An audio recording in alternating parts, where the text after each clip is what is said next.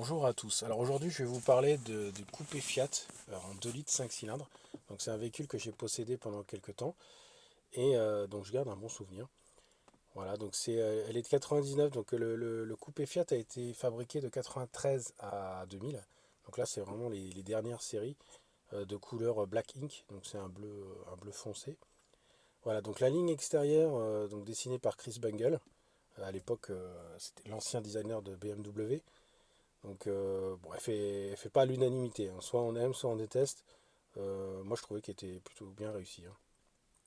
Donc là, on voit le 20 valves pour le moteur 5 cylindres.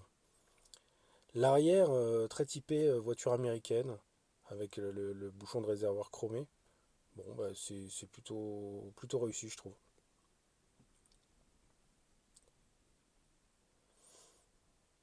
Les petits feux ronds, très original.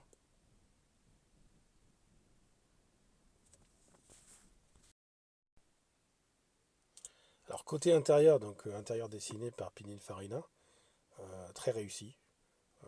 Les ajustements de qualité pour l'époque par rapport à ce qui se faisait chez Fiat et ailleurs d'ailleurs. La planche de bord, les quatre compteurs, là, très très bien réussi, malgré le fait qu'il y a des reflets, parce que la casquette, ils ont privilégié le design on va dire à l'efficacité, donc là, ça a tendance à briller un petit peu, et quand il y a du soleil, c'est vrai qu'on ne voit pas bien. Mais par contre, c'est vraiment du plus bel effet.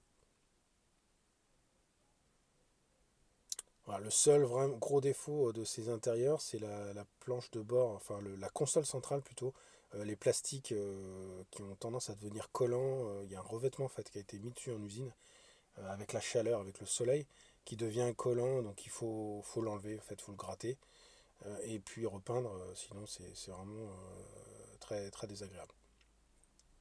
Pour le reste, rien à redire, hein, les sièges sont en bon état, bien enveloppants. Pour l'époque, franchement, pas mal.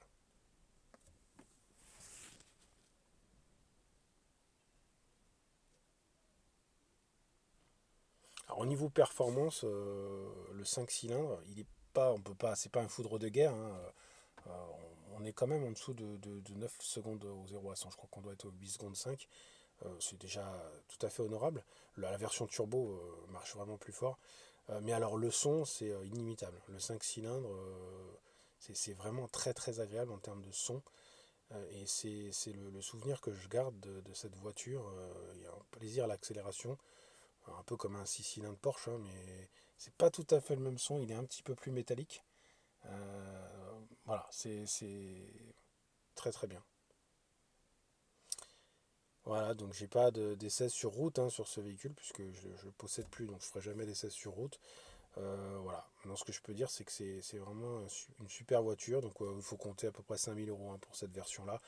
Sur la version turbo, ça peut aller beaucoup, c'est beaucoup plus cher, mais c'est pas le sujet. Donc sinon, c'est une voiture fiable, à contrôler lors de l'achat les sous-bassements qui ont tendance à rouiller. Mais bon, c'est pas irrémédiable, ça se traite, donc pas de souci particulier. Et également, s'assurer que la courroie de distribution a été remplacée, parce que l'accessibilité est restreinte sur ce moteur et il faut compter 1 500 € minimum pour changer la distrib, donc à négocier au moment de l'achat. Sinon, très bonne voiture et voilà. À bientôt.